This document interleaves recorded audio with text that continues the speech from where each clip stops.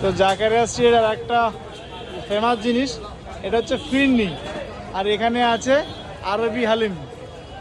তো এই দেখো फिरनी फिरनी फिरनी किस चीज से बनता है ये? दूध मावा।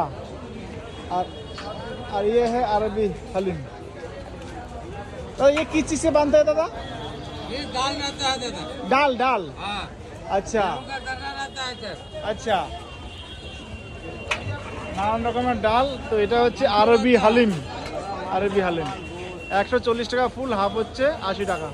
আর এটা ফিরনি, এটা ওই দুধ টুধ দিয়ে তৈরি হয়, দুধ আর মাওয়া মাওয়া দুধ দিয়ে। তো জাকারিয়া স্ট্রিটে কত রকম খাবার, মানে আমরা যেগুলো টিভিতে মানে মোবাইলে দেখেছি আর কি, রিলসে দেখি, তো সেগুলো এখানে সচক্ষে দেখছি, নানান রকম খাওয়া। তো ভালোই লাগলো দেখলে।